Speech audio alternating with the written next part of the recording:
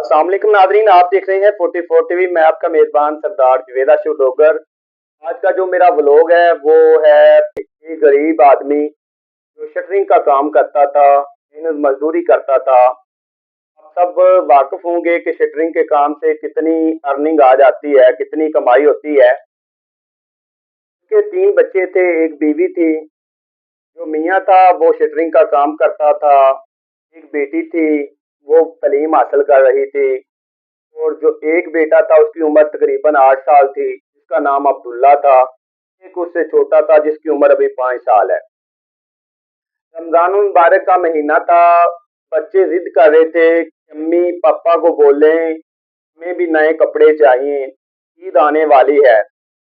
मगर जो माँ होती है वो कहती है कि बेटा इंतज़ार करें, अभी आपके वालिद को पैसे नहीं मिले, जैसे पैसे मिलेंगे तो आपको नए कपड़े ला देंगे। मगर वो रोते हैं, कहते हैं कि हमें नए कपड़े चाहिए, ईद में चंद रोज बाकी हैं। जो बच्चे होते हैं उनको शौक होता है ईद पर नए कपड़े पहनने का। वो बच्चे भी बजीद थे कि हमें नए कपड़े चाहिए, मगर वालदा के पास ऐसे नहीं थे। वालिद जो था वो शटरिंग का काम करता था। रमजान मुबारक में जो शटरिंग का काम होता है वो बहुत कम हो जाता है।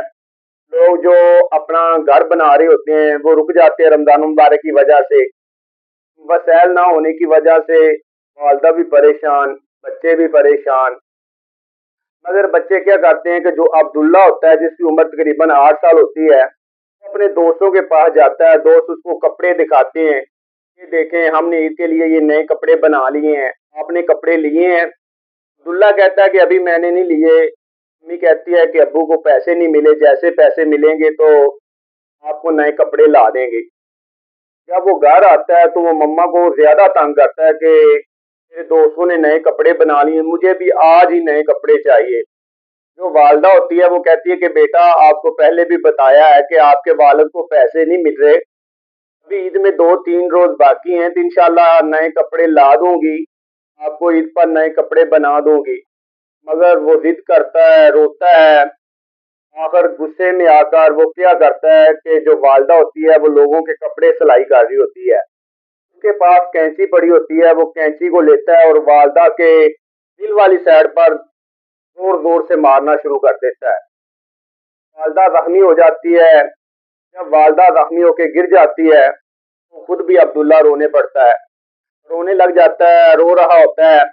जब उनकी अब्दुल्ला की जो सिस्टर होती है वो आती है, वो देखती है उसकी वालदा खून में लथपथ है और बेहोशी की हालत में लेटी हुई है, साथ में अब्दुल्ला भी रो रहा है। वो आसपास वाले लोगों को बुलाती है, लोग आते हैं, वो रेस्क्यू 1122 को कॉल करते हैं। रेस्क्यू की जब टीम आती है उस वालदा को अस्पताल लेकर जाते हैं। मगर जब अस्पताल में जाते हैं तो अस्पताल वाले कहते हैं कि ये तो पहले तकरीबन घंटा हो चुका है या आधा घंटा हो चुका है, दुनिया से रुखसत हो चुकी हैं। घर में एक कहराम मच जाता है। जब जो डॉक्टर होते हैं वो मुतलका चौकी को आगाह कर देते हैं कि बेटे ने वालदा को कत्ल कर दिया है, तो चौकी वाले जो होते हैं वो थाने को आगाह करते हैं। थाने वाले क्या करते हैं कि अब्दुल्ला को घर से उठा लेते हैं। उसकी उम्र तकरीबन 8 साल है। उसको पुलिस लेकर चली जाती है। जब घर में पता चलता है तो घर वाले क्या करते हैं, वो स्टाम्प दे देते हैं, ये एक हादसा था, हम किसी किस्म की कोई FIR दर्ज नहीं करवाना चाहते। हम अपने बेटे को, यानी कि जो हादसा हुआ ये कुदरत की तरफ से था, लिहाजा इसके खिलाफ किसी किस्म का कोई मुकदमा न दर्ज किया जाए। एक वालिद की जानब से स्टाम्प दिया जाता है, एक दादी की जानब से स्टाम्प दिया जाता है। तो इस तरह 3 स्टाम्प दिए जाते हैं। पुलिस वाले अब्दुल्ला को छोड़ देते हैं। आज का जो व्लॉग है, आज का व्लॉग बनाने का मकसद ये नहीं कि बच्चे की तरबियत ठीक नहीं की गई। आज के व्लॉग बनाने का मकसद ये नहीं मैं कहूँगा वालदा गलत थी या वालिद गलत था या बच्चा गलत था।